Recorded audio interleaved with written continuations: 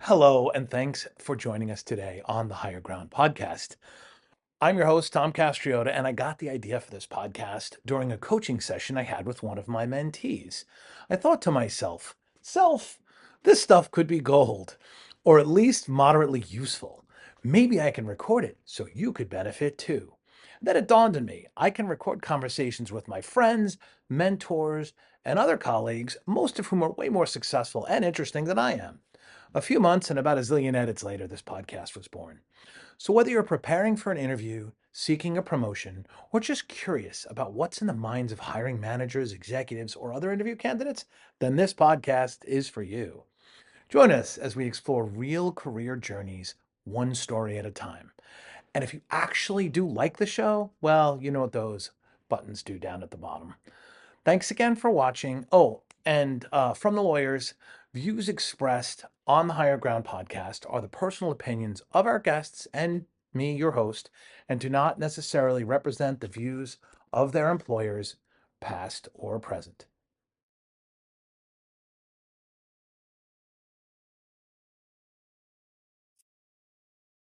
Hello, everyone. Welcome to the Higher Ground podcast, where today we'll be speaking with Aldo Rosales. Aldo and I have known each other for quite some time. Aldo is the husband of my niece and an esteemed professional working. Well, you know what? Let me stop and you do the introduction, Aldo. Yeah, thank you, Tom. Great to be here with you. So, yeah, my name is Aldo Rosales. I am from Mexico City. I was born and raised there. And I came to the US in around my 22nd birthday, and that's where I met your niece. I met her while we were studying together at NYU.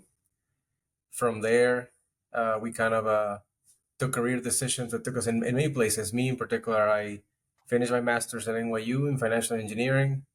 Then I went to work in Goldman Sachs in New York to do operational risk models, kind of pursued a quantitative track after my master's, realized that wasn't for me, and then I went back into something I'd done before, which is management consulting. So I went back into McKinsey and Company. I spent there 8 years, six of those as a traditional consultant, I would say. I did a lot of work in the consumer space, in grocery retailers, hospitality, F&B, restaurants, and then a little bit on the sports and gaming space, sports betting operators, sports betting technology, creation of new leagues, things like that. Then the last 2 years in McKinsey, I wasn't a consultant. I was the global head of strategy for Quantum Black, which is McKinsey's artificial intelligence business, in which I was basically running a startup within McKinsey, which was very fun. It was a first step into operational experience. And from there, I decided I wanted to do something else, not be a consultant forever. And I took a leap and went into Dave and Buster's, which is where I am right now. I've been there for 9 months. I'm a vice president of strategy. I lead the strategy team, but now that has grown into a bit of a more commercial role. And Mhm. so I lead product strategy, pricing, promotion, growth strategy, new products, new business lines, new revenue lines. And so it's taken a bit of a revenue growth path, which I'm Mm, very excited about. And I've been there for 9 months now. that's awesome. And I live in Dallas with your niece, and we have two beautiful daughters, They are beautiful. Isabel and Cami. They're 5 and 3, and yeah, we're very happy here. I can attest to the beauty of the of your kids. That's awesome. Well, thank you so much for for taking the time out of your day for sharing. I like to start off with sort of some softball questions, like the easy ones, this or that. Yeah. Given that your wife is from the New York area, I have to start off with the traditional. If you were to choose this or that, like pizza or bagels, what's your go-to? Well, I tend to believe that bagels are slightly overrated in my humble opinion. Oh, Uh, ooh, but a I think controversial pizza. pod. Yeah, that is a bit of a statement, I know, especially for a New Yorker. But I think New York pizza is much better than any other pizza in the world. Better than Italy pizza. I think New York pizza is Oh, absolutely. you're just jumping right into the controversy right there. I love it. That's just my humble opinion. But New York, the best pizza I've had in my life is in New York. That's awesome. So yes, pizza by far. So next, beer or wine? Uh, it's a good question. I guess when I was younger, I was more of a beer person. Hmm. But then as I've become, I guess, slightly more health conscious, although arguably I don't even know what's healthier, but I guess also more inclined to watch what I taste and what I eat. I guess I tend to prefer more wine, and it's less quantity, more quality. There you go. And red or white? You have a Oh, preference? red by far. Interesting. Yeah, I feel the same way there. So, Yeah, yellow cab or Uber? totally Uber. I think there's something that I like about the convenience of not having to chase it. Just press the button. Don't Yeah, I have just to press raise the the button. hand. Yeah, yeah, Yeah, yeah. totally. Uh, And the credit card payment, all of that is just. I think the experience is much better. Easy peasy. Yeah, I think there's a level of cleanliness too that you get as a general rule. You know. Yeah, totally. Uh, awesome. Okay, good. Dogs or cats? Oh, dogs. We have a French bulldog, and we are gonna buy another French bulldog. I did Yeah. not know that. You know, Yes. we were at least a pug family for many Oh, I years, know. so they're kind of I know. cousins. Yeah, yeah. That's No, yeah. awesome. French bulldogs all the way. Awesome. That's awesome. And then in-person interview or phone interview? In-person interview by far. By far. Yeah, I'm with you. You got to have that personal experience. So, Yes. with that in mind, what would you say is your most memorable interview experience? Hmm. And that could go either way or both if you like. Yeah, I yeah, generally you being interviewed or yeah. someone you might have interviewed. I mean, I have maybe a little bit of both, but I think the Sure. most memorable for me has to be where I was interviewing for a job at an investment bank, Morgan Stanley. It was for an equity research position. Okay. It was right before I got into McKinsey, so I was trying to leave Goldman, and I was trying to do something else. Hmm. And I thought that something else was equity research. And so I went in this interview with the head of Latin American markets. I was in Mexico City. I think he was from Germany or something like that. I don't remember. He was a foreigner. And from the personal part of it, the whole day was a mess. I couldn't find a suit. I wasn't feeling comfortable.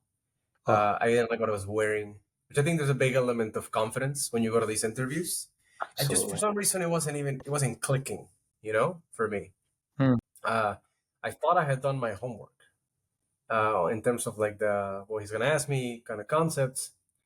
And I met him, and we kind of started with some basic questions. But then he asked me a question: if you were to invest in one business, what would you invest on? Pretty vanilla question. And I thought about it, and I told him, well, actually, I would start my own business. I told him exactly. I had an idea actually for a restaurant concept in the Hmm. U.S. I told him it was because of this. This was a market opportunity. This was that, and he kind of kept grilling me on like why. And when I was done after 5-10 minutes, he told me that was the worst answer he's ever heard in his whole life, in his whole career. Yes, and I was kind of shocked. Uh, but by far, he was laughing, and of how bad he thought my answer was. And I remember I was like, we kind of talked, and I told him, well, I mean, you told me one business. I was trying to kind of defend myself. I Sure. think what he was really asking for is tell me one stock, one piece of equity that you would invest on and why. And I, Ah, looking back, I should have told him, well, Berkshire Hathaway, whatever, all these kind of answers that I think are probably better in the context of equity research. And I guess we finished the interview. We kind of talked a little more. We said that, yeah, maybe there's a space for you somewhere there. Obviously, I never heard back. sure. But I guess when I reflect on it, I kind of thought, well, like what I told him is what I really like. I started approaching it from a business perspective, almost from a management consulting perspective. Like I was Sure. like, my market is what I do, and I realized that I guess I was kind of trying to force my profile into something that I'm not really like. First of all, I'm not a big believer in stock market trading. It's not one of the skills that I have or that I believe that I bring to the table. It's Sure. not something I'm passionate about. Yeah, yeah. Uh, and so I guess it kind of came across in the interview. I just gave him the answer that I thought versus the answer that I guess I should have done. And I guess reflecting on that, I was like, well, clearly this job is probably not for me. You know, this is probably something that I'm Hmm. not very well suited for. And I guess looking back, it's 100% right because I don't know. After spending years as a consultant, I was very much clear that that's the type of thinking, the type of of environment that I was going to thrive more on. But I never forget that moment because it's probably one of the worst moments I've had in an interview in my life. Probably the worst. Well, but I also think at the same time it might have been your best, right? Yes. Because it helped you realize something you don't want to do. I was just speaking with somebody else about this not too long ago. It's like understanding clearing out a path is actually hugely freeing. It's like, I seriously, early in my career, I seriously contemplated like sales because I was a pre-sales engineer. I'm like, this is something I really, want to do. And I was like, Mhm. they're making all this money. I'm doing all the work, Yep. and I really contemplated it and then got to finally made that decision. Like, no, this isn't for me.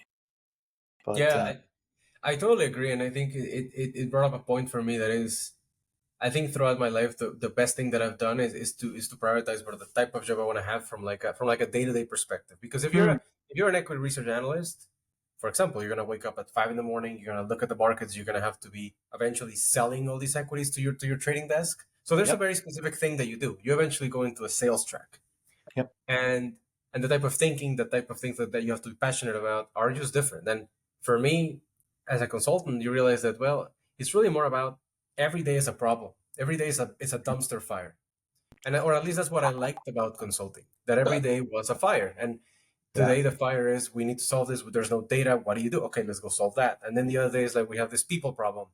Let's go solve that. It really makes you very quick on your feet when it comes down to solving problems, very ambiguous problems, very conceptual, where there's an element of analytical thinking, but that's mm, just a tool. Sometimes what you don't need is the math. I mean, the math is a part of it, but it's really more the stakeholder management, all of those things. mm, And I realized that holistic environment is what I like. That's precisely why I left a quantitative job at Goldman, because my day to day was horrible. I was coding for 9 hours a day. The people that I was working with were very much more introverted than me. Not mm. there's anything wrong with that, but it was just that was Oh not no, having fun in my day to day.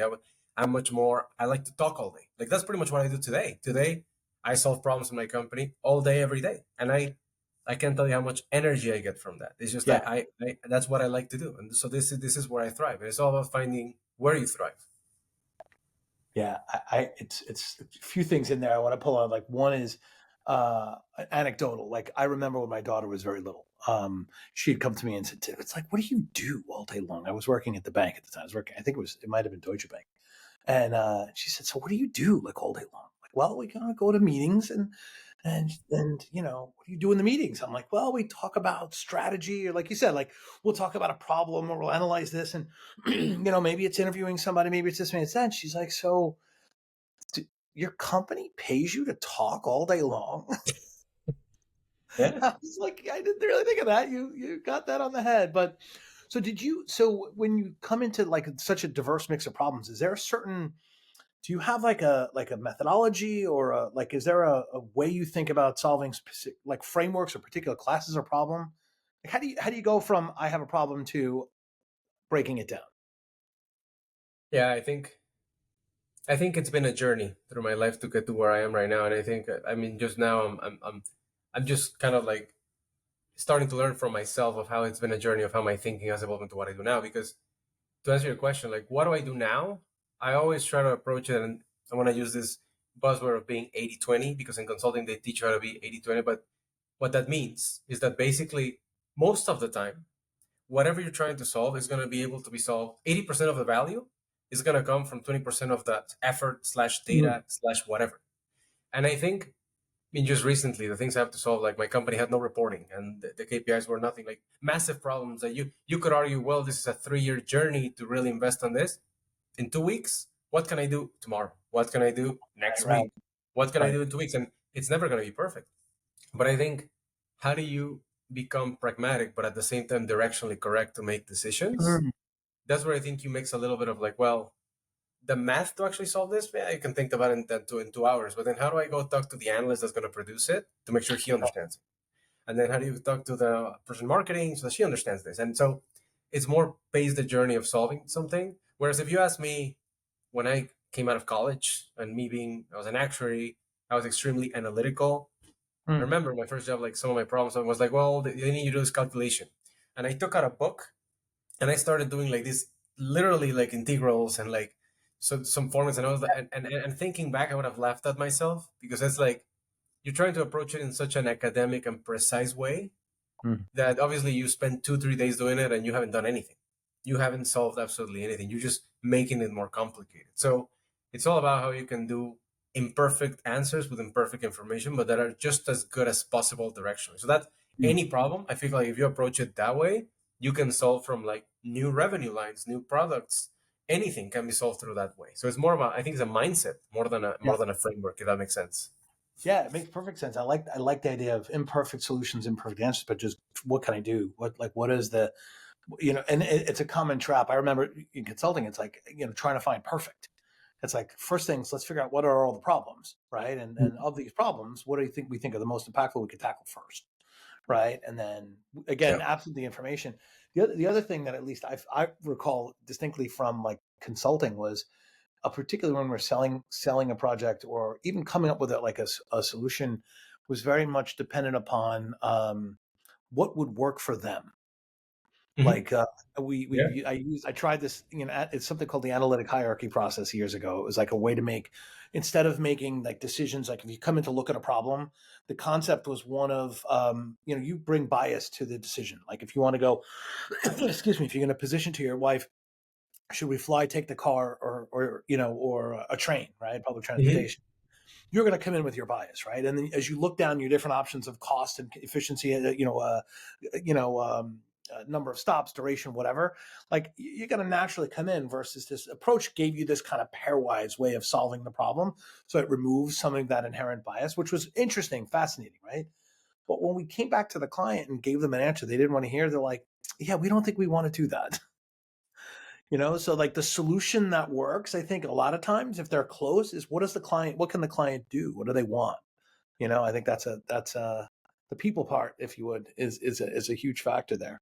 Anyway. Well, and I think just to add a point there is that I think that's precisely the part that being a young consultant or an early tenure consultant is what you learn the most Yeah. to make those decisions. But once you become a partner, a junior partner, or a senior partner, something like that, then the mindset shifts again. And then it's all about how can you square this thing that you sell for Mm, simplicity into a client that may need it. And honestly, that's why, for me in particular, right now, as an example, the artificial intelligence bubble mm, to me is precisely that. It's a bubble. Why? Because in my opinion, working in that space, we're trying to force fit this solution, this hammer, this very powerful hammer, into something that, if you ask me right now, where I mm, work, you give us artificial intelligence, and it's pretty much like giving a calculator to an ape. Like it's because that's not what we need.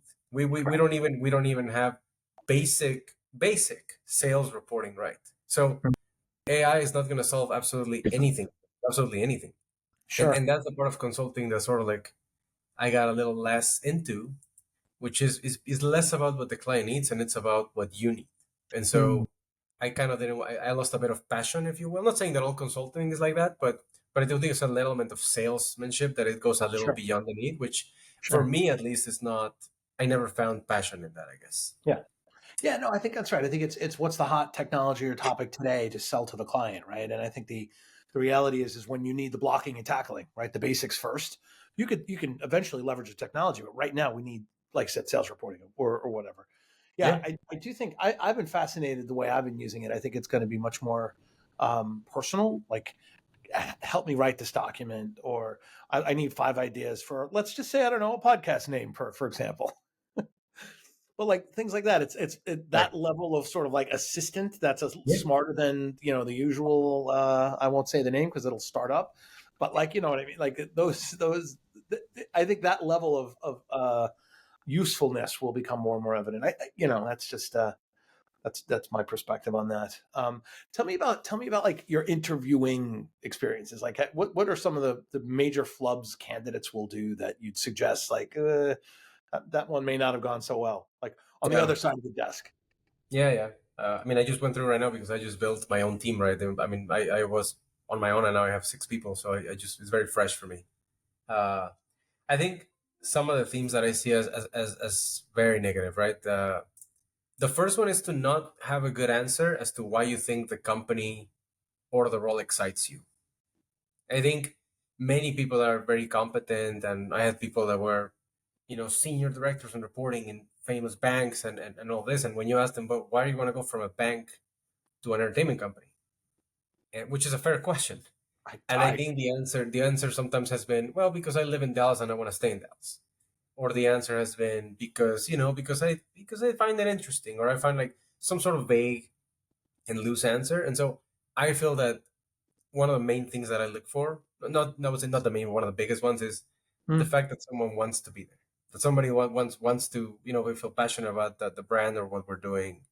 I think that's one thing, and I think people often, especially lately, I feel like they struggle to articulate why does this particular company, role, industry, whatever, Yeah. matters to you.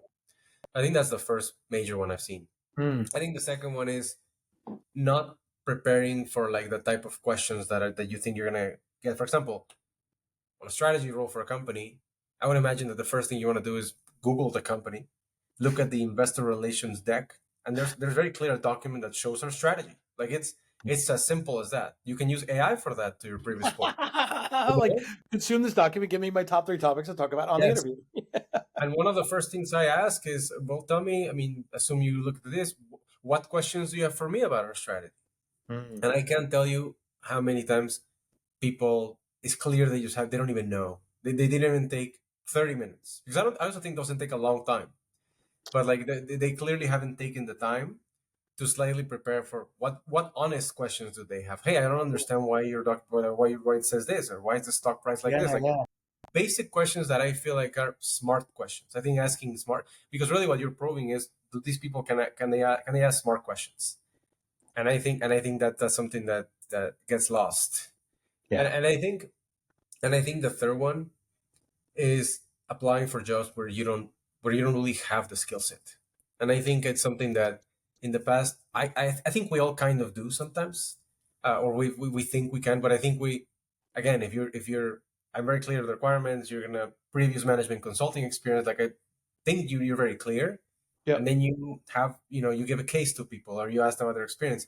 And I've had people that are completely, I've never even remotely had any sort of like consulting business strategy experience, and so it's an ultimate, waste of time. And because you just don't have the background that I require. I kind of need someone to start at this level versus other levels. And I think it's kind of back to my point of like, you need to kind of know what you're good at, because if not, you're probably not going to be successful even in the interview, less in the job. Like Sure. it doesn't do us any favors to you to do that. So I think a little bit of self-awareness in the application is another Mm. part that I think is very important. How do you feel about someone stretching? Like, if they didn't have the necessarily the management consulting experience, but they'd done strategy for, Yeah. either for a program or for, that would be Mhm. okay. Yes, Yeah, absolutely. but be prepared to talk about it is what I think you're saying. Is like, at least have that. Yeah, no, that's fair. Yeah.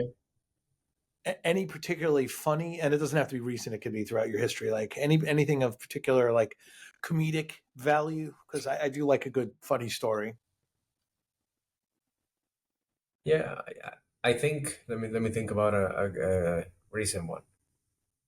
Yeah, I mean, I just had one of a person that was applying for a job here, and to be honest, I wasn't getting really good support from recruiting. That I thought they were doing really good screening, just obvious screening, and I don't think they were. And I just kind of, an interview appeared on my calendar, and so I did it. And it was this guy from, he was a professor at a university in Texas, kind of like a marketing department academic for like 15 years. Mm, And he was applying for a job here, strategy. And I gave him a case. And I was very clear. It's a case where, like, beforehand, people should know that it's a strategy case. I mean, you can Google them. They're very common. And I was giving this person the case, and I asked him, look, it's about raising prices in a store. What factors would you understand? And then he started talking to me about politics and socialism, and about like the legality of it, and how it's illegal that you raise prices. And he started talking about these things that are like, we kind of got into this political well, discussion, almost philosophical discussion about good and bad. And I kind of entertained it because it was fun from a philosophical discussion. But like I kind of like 30 minutes in, I told him, listen, obviously this is not a job for you. yeah, uh, but I did like his thinking. Like it's almost like someone that has clearly never been in a business setting, like completely sure. academic, you know but no pragmatic approach, like Sure. zero analytical skills from a pragmatic point of view. And I kind of told him, listen, I told him, this is not the job for you, but this is what I think should go. He actually sent me a handwritten thank you note. He wrote it by hand, scanned it, and sent it to me by email. That's it. That said, kind of, thank you for that. And I was like, this is the weirdest thing I've ever received in my life.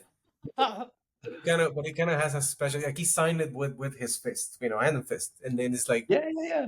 really weird, but I kind of felt like it was memorable. It was like this guy Oh yeah, failed. Like I remember him, and I hope he's doing well. Hopefully not doing cool. strategy, but like something else. You know? Interesting. Yeah, yeah, that's. I mean, I do appreciate the handwritten note. I honestly like I used to do it all the time, right? But like Yeah. to then scan an email is a little, well, I mean that's kind of the standing out, I guess. But like, That's what I mean. Like clearly, this guy hadn't been in a business interview in like probably 10, 15 years, and it's yeah, like yeah, that's what he thought was doing. Like I thought it was very authentic. So at yeah, least authentic. That's good. I like the authenticity there. I Yeah, yeah, appreciate it. You know? yeah. No, that's good. That is definitely good. Have you ever had a candidate, somebody you're interviewing, like get like emotional or crying or anything like, you know, Yeah. Yes. Yes. I've had. Well, also, well, that was more from the McKinsey days. I have someone that when you McKinsey has a very structured interview, right? You have to give them a specific case and then a specific personal case. And so we were doing the personal part, and on the personal part, you ask questions such as, "Hey, tell me a situation in your past where you had to, I don't know, where you had to struggle with something or you had to deal with a conflict, something like that." mm. And he started telling me about him overcoming drug addiction, Oh and wow, and so it was extremely personal, that's very and yeah, yeah, and extremely out of context from what I was trying to ask. sure. But he started getting teary eyed how he had to sell his belongings, Oh, had issues with his family, ran away from home. Obviously, it really never came to a resolution, which is kind of what you're hoping in some of these interviews. Like, this is what I learned, this is what I got from it. yeah, right. And this is how I became No, a better person as a result, or like, yeah, yeah. no, and he did say things like, well, and now that's why I really cannot be in settings where there's any alcohol or drugs involved. Like I need to be very particular about, like, I cannot go to networking things. Like, he started talking about all these things that he cannot do. And Oh, I'm like he kind of got to where he got very emotional, like he got teary eyed, yeah. and look, I appreciate the complete openness and kind of like the vulnerability, if you will, of like that moment. But that's where you kind of like, again, you kind of have to. I don't know. I always feel like that's good, but there's something about not giving yourself all to work. Like, you kind of have to measure that at the end, your work life is your work life, your personal life is your personal life, Yeah, and I think, yeah, you got to blend them together. You spend most of your life at work. I got it. sure, sure. But I do think we need to embrace personas at work, if you will. And I think bringing so much of yourself to work, I mean, bringing yourself to work is fine, but Yes. maybe just leave that part at home. Like, yeah, yeah. That's wow. Yeah, that's a tough one. Yeah, because the person opened themselves up, which is admirable and brave, right? And to be vulnerable like that, but to not like end with "and the lesson I learned was," or I don't know. Yeah, that's tricky. And it sounds like it wasn't really resolved. Like they had a number of what's the word I want to use? Conditions, I Constraints. guess. Yeah, Yeah, yeah, conditions. constraint. Yeah, Yeah, yeah, yeah, yeah, yeah. exactly. So it was very hard to progress from that. So, yeah, very awkward. How about on another topic, like when you either have either an employee or a candidate that is like is clearly like not telling the truth about something, right?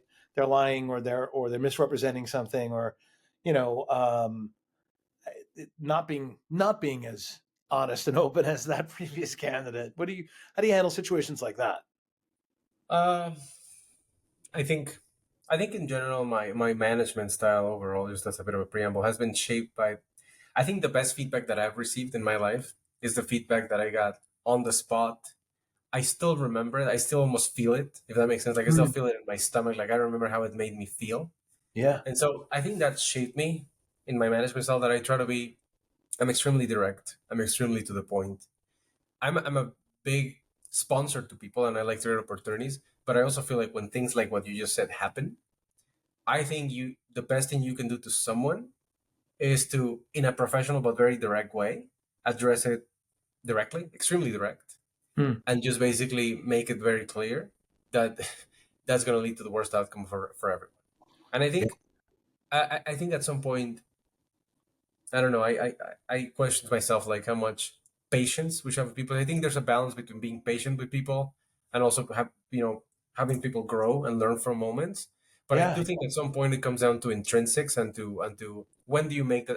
And I think that's the balance that I think, frankly, I think no one really gets to. Like, what's the right balance?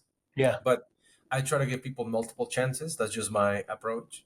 But I Sure. do feel that if you're not direct, if you're not one of those people that gives very direct feedback, and then you say, "Oh, 6 months ago, remember when you did that?" Like, I don't think people remember that. Like, that doesn't matter. Like, the moment is gone. You know, I Can't think agree you have with to address it head on and hope that it's as direct and as clear as possible. you. And then you move on, and then you give them a chance, and you give them another chance, and you give them as many chances as you want. Yeah, You yeah, know, yeah. But ultimately, if there's a pattern here, then that's a different problem, right? that's kind of my point. Yes, yes, Yeah. exactly. No, I love what you said about the feedback because, frankly, not like many times in my career, I've received feedback uh, that was too late. Like I literally had one about 9 months late. Like, well, I got this feedback 9 months ago from a colleague on a previous team, and they had said X, and I'm like, well, I could have clarified that if you had shared, like I could have clarified their point of view. I think you might have interpreted X as Y, Mhm. whereas, or X in an incorrect way. And it was, as the recipient of that feedback, unbelievably useless and frustrating. Right. And that's like, you can't do anything at that point in time. You can't defend it. And again, that's the conundrum, right? If you try to say, well, that's not what happened, then you're being defensive, right? You're in a situation where you don't want to come off defensive, but how do you Yes. defend yourself without being defensive? It's kind of in the word, right? It's kind of there. So It's built into the word. No, it's built into the word. absolutely. Yeah, Yeah. yeah. Have you ever had a time where like you wanted to hire, and this could go either way, like you had a candidate you loved and the team was like, no way, we don't want to bring this person on board, or vice versa, they brought a candidate to you and you were like, I don't, what do I do here? I don't think we should do this. I what, think yeah, the what's your form. I think the former just happened to me. Where even right now, I think I'm dealing with that personally right now. I think I have a candidate that I was initially very excited about, and I was heavily pushing. And I think it's because a combination that I was biased on the enthusiasm, kind of like to my first point of like someone that really wants to be there. I was kind of Yeah, over indexing on the fact that this candidate wanted to really be had there. passion. Yeah, yeah, a lot of like an extreme amount of passion, and I thought that was very positive. And I think in hindsight, I think I didn't see a lot of red flags in terms of the lack of organization, the lack of timeliness to a couple of sessions. Like I was told by I usually like to ask other people that are not on my team to interview people for my team, just because I like to get almost like third party assessment. Absolutely. And they kind of told me mixed reviews, and I Mm, unilaterally decided to do it. And honestly, right now I'm kind of regretting it because I can see all of that as a theme, and now this person is kind of like on a developmental path, and it's it makes you feel like it's hard to remove biases, right? But I sure. think we must accept that we all have biases, positive and Sure. negative, and Absolutely. how do you kind of learn from that so it doesn't happen again? I would say it's hard to do, but yeah, it happens. It will happen. Yeah. Yeah. Yeah. And then, have you had like regrets about like sort of the next side of that is we ended up passing on a candidate and like you're like, I wish we'd brought in so and so.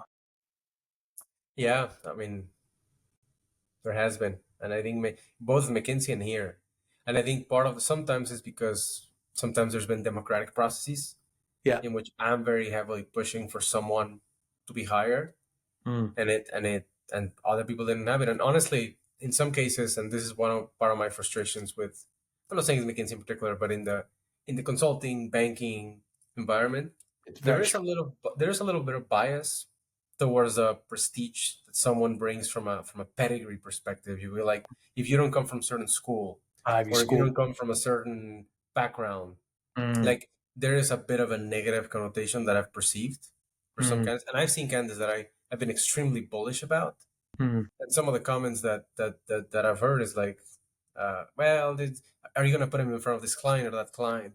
So like in a bit of an undertone that I haven't appreciated, and some of those people like I've even stayed close with them on LinkedIn, and they've gone to do amazing things, mm. and I feel it makes me feel maybe I should have fought harder. Maybe I should have been more steady about it, and I don't know. I feel like there's a bit of Yeah. self selection biases in those environments, and I think that's I wish I would have been more a bigger advocate or a bigger ally in that sense. Interesting. Yeah, I feel you. I think there's a number of cases where the process itself Like I've been to a number of banks and consulting companies too have a tendency Oh to yeah, be, it's not uncommon to have a 3 month interview cycle, if not longer, right? It's like, and if you're not working, or if you're in, it's going to be ending soon, or you're on a package or whatever, like a garden leave, you know, that's a long time to be waiting for a hiring manager to come back.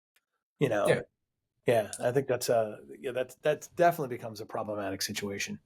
Um, yeah, yeah, totally. how would you say your interviewing has changed over the years? Me when I interview or I interview people. No, I mean, like, so yeah, like as a hiring manager, right? Like as someone who's Yeah, transitioned from, like I did my first interview. That was exciting, right? yeah, To now I've got to hire a team. I've got to build a team. Like, yeah, yeah. what changed over the years? Well, I think a few things. To start, I feel like I've developed a bit of a, I would like to say, unbiased pattern recognition, Mm, because I do think, I mean, we would be lying to ourselves if we didn't say that we all do pattern. That's our survival mechanism, right? Pattern recognition, and I think I've developed a good one in general of like how people present themselves, what the things people say, what they don't say, how yeah, they show up, and that's why going back to in-person interviews to me say a lot about someone, sure. because it's a lot about what time you got there, what you decided to wear to that interview, how you decided to present yourself, how you shake someone's hand. Like I pay attention to all those cues. So I think Yeah, that pattern recognition is one. The second one is that I think you can learn a lot more from people by having an open conversation, kind of what we're just doing right now, yeah, where you let it be a little bit freeform hmm than having a structure. Where do you see yourself in 5 years? Like I don't do that anymore at yeah, all. yeah, Like yeah, like I think that tells you nothing about someone versus tell me something that you like, and then you pick up on a topic and you ask about that topic and then you let it flow. And I mm, find myself having really rich interviews with people talking about some project they had in college or some other, yeah, even some personal, like whatever the conversation it takes you, because you can learn a lot about someone by the type of responses they give you, how they structure them, how they communicate them. A lot of little things behind that I think gives me much more of a sense of how people are going to behave, mm, than again in a more structured way.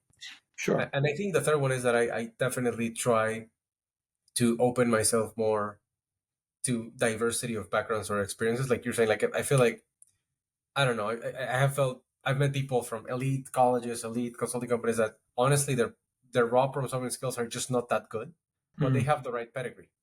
And I think sure, there's some people that have extraordinary potential, but they don't come from that background. sure. And I think it takes a little more work, but I think I like to be open to that as Mm. well. Yeah, no, I'm latching on to the diversity language because I think some of the best teams, some of the best teams I've ever had have been a good mix of backgrounds. Forget the physical attributes or the nationalities and whatnot. It's like where I mean those are important, of course, because you do bring different perspectives. I'm not diminishing those, but those backgrounds of where you've got someone who's like in the military or someone who worked their way up from a quote unquote blue collar job, right? Hmm. To this. I think those are they bring a perspective that when everyone is, of this college or of this class or of this income level, you just don't see. So yeah, I've the best teams I've ever worked on have been like that because a lot of times the the idea at first you'd be like, wait, I never would have thought of that. Like, tell me more, pull that apart, like tease that out. Like, I don't. That's such a different concept than what I'm accustomed to, and I love that because like you get these like especially when you're problem solving. Like I never would have come in from that angle. I think that's a super helpful. Is there a way though, like do you rely mostly on the background, like on the CV, or through you get that through the conversation? Like what's the because like there's an element of personalness to that Oh part of yeah, the conversation, right? How do you suss that out? Is that through the conversation? Is it yeah.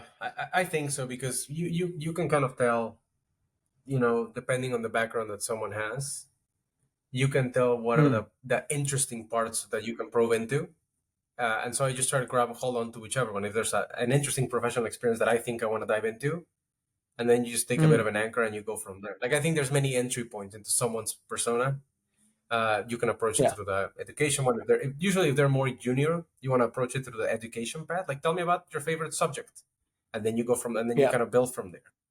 If it's build professional, from there. obviously you Yeah. go into more. Well, tell me your biggest achievement, or tell me your biggest conflict, or something like that. So I think it depends on the tenure. Mm, Uh, but I think it's always from an angle of something that I think is going to be interesting to me. Because also, if it's interesting to me, I'm going to ask you interesting questions, and if it's Sure. interesting to you, so I think it's a little bit of that building. It's kind of like in any other interpersonal relationship where navigating a stakeholder, ultimately a candidate is a stakeholder, and I think you need Sure. to find common ground, find somewhere that you can have a dialogue, like an intellectual dialogue. I think that's the part that I want to probe into. Really, is like, do you challenge me in your responses and your questions? Mm. And I think to that point, I do tend to leave a lot. Now I leave a lot of time for questions more than like sometimes I've even asked 1, 2 questions, and then I just, what questions do you have for me? Yeah, yeah, And yeah. from there, I kind of like to see what's on people's minds, like what are they really interested in. That tells you a lot about people, like what Oh, kind of questions absolutely. they have. Yeah, no, it's funny too because over time I adopted a very similar style. It's like, look, and the thing I would always like to do is like, look, here's the role, here's the company, here's the job, right? Here's the pitch, Hmm. right? What can Yeah, tell them basically what I'm looking for, what we're about, and then you tell me what are you looking for? Like, where's parity? Where do we have like alignment? What are yeah, the things that we agree on, or what do you want to know that will, like you said, your questions will tell me a lot about how you're thinking, but also like how much you've prepared. I think there's just not enough to be said for preparation. It's funny in all the conversations I've had since I started this preparation, preparation, preparation. Right? Yeah, yeah. it's definitely key. Um, do you think? Do you think? Let me say this. Like, let me say it a different way. How do you let candidates off the hook? Like, do you let them know, look, it's not working out, like during the interview process? Do you let the recruiters do it? Like, what's your approach there when it's not I working mean, out? yeah, I think you can tell in the amount of, like, one proxy is the amount of time you spend on interview. Like on interviews that I'm actually enjoying, I tend to go a little over. That So doesn't really long. matter. Yeah. Yeah, because honestly, you're having a good time. Like just even from you're learning from someone. Yeah. And I think interviews that end quickly is like already like a negative sign. Because to be honest, 1 hour to chat about someone's competencies and then I'm asking you about your competencies or about the company, it is probably not enough. And I think some of the best interviews I've had is like people where they ask me about, like, tell me about you as a manager. Like they kind of interview you, Yeah. Yeah. not Yeah. in a not in a defiant way, but in like a real Oh, interested way. Like, tell me the best. Some of the best questions I've got is like, tell me, how do you think of sponsoring people? Tell me an example of what you don't. And I kind of like those questions yeah. because that means that they're interested in their development. So again, I think that the time you spend, how the conversation flows, gives you already an indication, and then from there, I think it's very quick. I try to not, that I do think that we've lost a little bit the element of like telling people quickly whether yes or no. Mm. So I do try to, like, if it's no, I mean myself or recruiting team, whatever, but we'll do it quick. I think it's important to just have a fair conversation with a candidate. Yeah. Can't agree with you more. I think I've actually had conversations where we both agreed, right? Like 10 minutes in, like this just Yeah. isn't right, and that's okay. We both Yes. get however much time back, right? Absolutely. And that's a courtesy, right? That's like and then frankly, if they ask, because I'll always give this, like it's happened more than once where the candidate goes, really, why do you say that? Okay, now you're winning me over because that's a great question, right? And it's like, why do I not think you're a fit? It's because in this example, or you weren't prepared, or this or that or the other thing, right? And it becomes a very interesting rest of the conversation because Hmm. I'm telling you why I'm not going to hire you is generally weird, right? You Yeah. don't expect that, like, I just let the recruiter do it, but you both get something from that because it helps Yeah. you articulate, like, more efficiently. I had a manager one time. It was a sale. I think it's a little bit easier when you're just sales. I shouldn't say just, but like with salespeople, because there's a personality click that has to line up to like your manager. Like, there's almost a very interpersonal relation you have to have there. Um, Mhm. and he's like 10 minutes. I know, and sometimes 5, right? And it's like, well, you're being fair. You give them, like, well, I've got the stats. I've got we've had the conversation. I know very quickly. So he lets, and I'm like, that feels a bit rushed, you know but I do think the more information you give, and it's also a reflection of your company.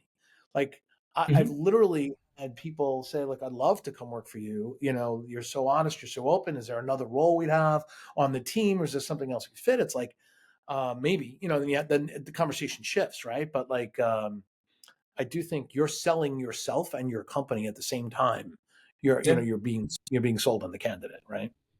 And I think you Um, mentioned a point that I think I should have said before, but also I do think that one of the things that I try to do, even going back to the free form conversation, is well, don't there's a worry. there's a This isn't a, there's this isn't an interview, so you can go back. It's okay. Yeah, I'll allow myself to go back. You can, So, yeah, it's okay. Yeah, yeah. but no, you make me realize that kind of like the thread that I'm trying to pursue here is also the fact that you're gonna spend 8-10 hours a day with this person. So Yeah. there is an element of like, do I enjoy my time? Like, do I see myself having a long, heated conversation with you about something? Can I see you taking feedback? Can I see Mhm. you adhering to my humor, to my ways of working, to my because Mhm. if that doesn't, and I know that seems a little biased, but I actually don't think it is because it's kind of like to your point is we're stuck together. We're building a bit of a relationship here. So if we're Absolutely. not going to have a relationship, even if the qualifications are there, you're not going to be happy. I'm not going to be happy. So the element of fit, which is to the manager but also to the company, like both, I think it's a must. And to be honest, I even would say that's the main thing. Like you can have a person that's perfect on qualifications, but if there's no click, I think that the relationship is dead on arrival, and so I think it's very important to be mindful. I don't think that's a bias. I think that's more of a must have, if you will, a non-negotiable. Yeah, I think you're right. I think and the connection should be obviously with the direct manager, but like they have to fit with the team. This notion of you're not a robot. You're not coming in for a task. Particularly as you move up the ladder, right? It's one thing if you're, again, this is a terrible analogy, but like if you're coding in a room and we're sliding pizza on the door to feed you occasionally, like, you know, we don't want people like that. We want to have interactions with our coworkers and our colleagues. I'm not saying you have to be buddies and picnics on the weekend, barbecues on the weekend, everything else. That's nice in some cases, but like that's not a requirement. But then the flip side is we're working together. Like we've got to, we're going to spend, like you said, 8-10 hours a day.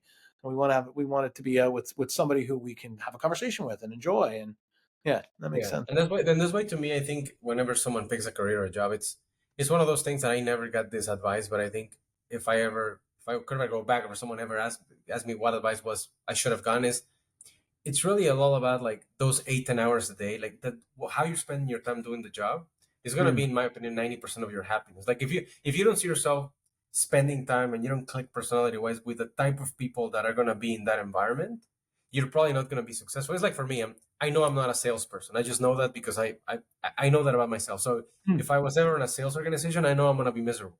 mm. So you kind of know, like also I used to be kind of a coder.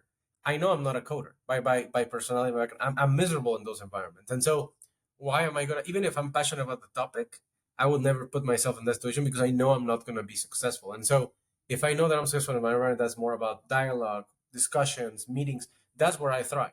And so I Yeah. know that almost picks your career path for you if you're smart about it.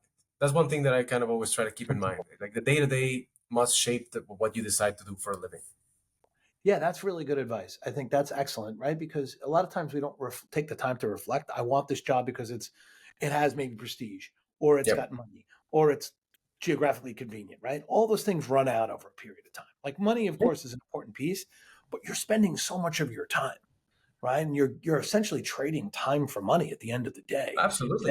is it worth it? It really has to do with how you're enjoying your time. Like, are you spending that time well? Yeah, Yeah. and I go back to my last days as a consultant when I was a junior partner, and I remember I was so miserable that most of my days I was spending either traveling a little bit or building proposals, going back at it. And I was like, I hate what I'm doing 8 hours a day. Like I hate it, and I, Mm, and by definition, I was bad at it. So sure. because you're bad at it, you hate it more. So it's like versus now. I mean, sometimes I work on weekends, and it really doesn't feel like work because all I'm doing is what I'm supposed to be doing, what I feel like I was born to do, which is That's just awesome. fix problems, whatever that is. I don't care about the time. We need a decision. We need to think, and then Yeah. that's what I do. And it feels so light. It feels like I'm getting paid to do something that I like. And I honestly, I've never had that before. So in a job that I guess when you reach that level of professional self awareness is when you ultimately become happy and by definition more successful. Like I have Yeah. no, you're not going to be successful if you're not happy. I think that's an important point to remember. Yeah, that's excellent. That's excellent. And you like, do you think there's a way to help someone, like if you were to give advice to someone, right? Like your younger self or somebody you're mentoring, how to help them discover that, like how to get to that. You've come to this realization through experience, right? Through finding, I don't like this, I don't like this, I don't like Yeah. this. That might be one path, right? You think there's other ways of going at it? Yeah, absolutely. I think I mean me personally, I don't come from a family like I never had a father that's like you, like someone that's a successful professional that gave me like Ah, basically painted the landscape of the workplace. I kind of discovered it myself, and hmm. so my professional career was like a game of pinball. Like it was just kind of falling, and so I think. But what I learned is that I always kind of knew in my gut that no, this is not the job, and I kind of like Hmm. I pivoted to something else, and I pivoted. And I think if I want to go back, and I always kind of was hesitant, but I'm an actuary. Maybe I should stay being an actuary. And I felt like, no, but that's not right. It doesn't feel right. And so I Doesn't feel right. went to the next thing and the next thing. So I think the advice to me is there's not a linear path here. Like, I mean, I was an actuary by training and now I work in out of home entertainment. Like, if I told people, sometimes I tell people that I work in Dave and Buster's, and it's like, I mean, you were a mathematician 12 years, 15 years ago. Like, what are you Yeah, doing here? yeah. Like, Like, I don't really know. Like, if you asked me 15 years ago that I would be here, I would tell you never. Like, it's probably the worst, the farthest thing from what I told you I would be doing. And the reality is that it feels more right than ever. And so it's like, that's I think awesome. embracing the fact that this is not a linear path, and it's okay to go back and it's okay to go forward, and but trusting your gut and that it feels right when you're at the right place. It kind of it. I think you kind of know it. Combination of the topic, the people, the location, the conditions, and I think it's okay to know. Obviously, if you get this advice from the beginning, it's easier to kind of like allow yourself to make decisions or have better starting points. Like, yeah, I wish I would have done an MBA instead of a master in finance. It probably would have been easier than that. But then I Mm. wouldn't have met my wife. And so it's things like, always kind of trusting your gut and know that nothing is forever and nothing is linear. I think is okay. It's Yeah. no one I think takes a linear career path. Is that it? So I usually like to like sort of come to closure with the advice you'd give to your younger self. Is that growth is nonlinear? Oh yeah, absolutely. And I think it's always a. I think you learn from the. I mean, I know it's such a cliche, but you've learned. I've learned so much more from the experiences that I know I didn't like, Yeah. because I know exactly. I've developed self awareness. Like of what I like, what I don't like, and if I hadn't had those, then I wouldn't be so sure of what you have now. And so Mm. I think it's okay to fail, and I think Totally. it's all about like learning from that, and it's really all about being able to pivot quickly, which kind of goes back to why I like solving problems, because it's just you learn, you test something, it doesn't go well, but then you pivot. It's all about always pivoting. So I think Yeah. that's the part that I feel like I've learned very well. Do you actively take time out of your day, week, month, year to reflect? I wish I could tell you the yes, but I think I reflect. I have a very loud inner voice. I've heard Okay. that certain people have that. Though I'm always like talking to myself in a sense. Like I'm always kind of reflecting when I'm driving, when I'm doing things like that. Like I think I'm always reflecting a little bit in a sense. So I don't Mm. think I spend a lot of time actively doing that, but I would say I do it probably daily. It's a little bit It's, like flossing your mind a little bit. Just like, oh, I hated I that love meeting. that. Like, I hate my day, but what about it? You kind of like it's kind of like releasing a little bit of pressure, like a little pressure cooker that you kind of like just release the Yeah. tension, and then I don't think it accumulates that way, or a little less, I guess. Yeah, or you're reflecting on it and be like, this is relevant, this may not be, right? But Yeah. then you can also have the positive and be like, hey, look, I got a lot out of this meeting. Like this is when I got Oh yeah. that buzz, that energy. I was like, oh, I felt really good. Like this really clicked. I can talk to many times when like I used to do I love like modeling problems, like data modeling and modeling things. And I Mhm. remember when it clicked, especially when it was a topic I didn't necessarily know, right? And I put something together, and the experts were like, "Yes, that's it." You get that sort of there it Mhm. is, I got it. Yeah. Although I want to say thank you very much. This was a great conversation. I appreciate you very much. Thank you for taking time out of your busy day. Um, any other parting thoughts, parting wisdom you'd like to share with our guests before we close?